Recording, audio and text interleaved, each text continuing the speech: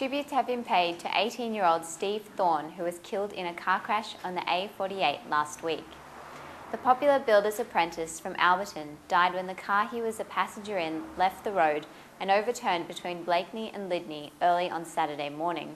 Steve's mum, Carolyn, said Stephen was a loving, caring, beautiful and cheeky boy who meant the world to his parents.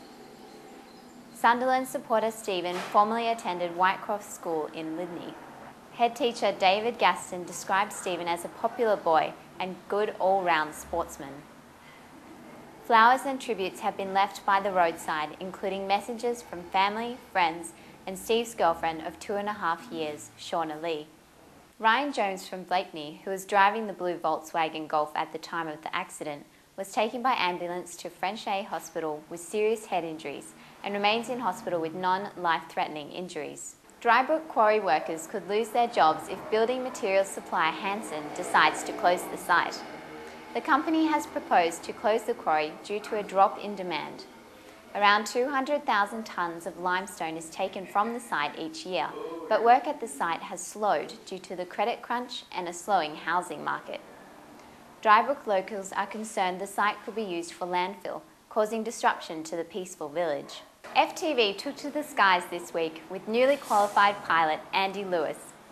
High flyer Andy's achievement is even more remarkable as he has been able to overcome circumstances that would leave most people grounded. The 25-year-old from Lydney lost a leg in a motorbike accident when he was 16, but has refused to let it stop him achieving his dream. Andy was presented with his wings and a prestigious award at a ceremony at RAF Fairford recently.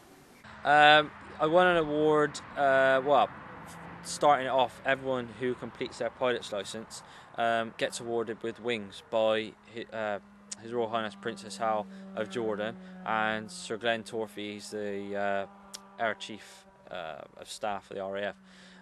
They basically present you with your wings, and after being presented with the wings, we all went and sat back down, and then I was awarded with the George Stewart Memorial Trophy, which is for 100% effort, determination, for my pilot training and for my course in general down at Goodwood. So I was quite surprised to receive that, and also a certificate. So that was quite good. I wasn't expecting that.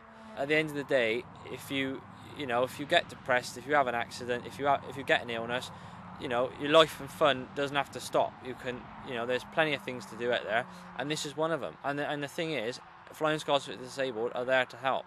They will pay, your scholarship fees. There's sponsors out there, that pay towards flight training, and it's not just getting in the plane and thinking, oh yeah, but I got an arm missing, or I got a leg missing, or because there's people out there that adapt aircraft for people. So never say never, I say. When Stanley and Evie's toddler group closed last year, dads Peter Sims and Ben Llewellyn started up their own daddy daycare. The Whitecroft toddler group was set up 2 months ago and meets regularly on Wednesday mornings. Stay-at-home dads, the men are open about their unusual economic situations. Setting up each week for over 20 children, the men have been welcomed by the mothers of Whitecroft. The playgroup we were at only had, on some days there'd be like 1 or 2 children there, and it was really ailing. But since we've been here, we now get, between 10 and 15 a week, so there is a need for it.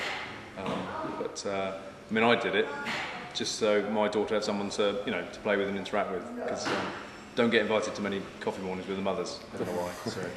No idea. My wife makes more money than I do, so. And ditto, yeah. She's got as much as she'd love to be at home with him.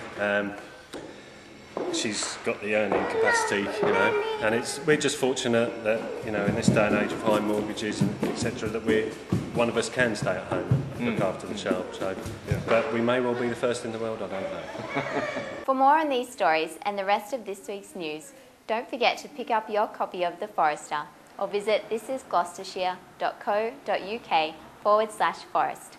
Thanks for listening. This is Lisa Perkovic with FTV.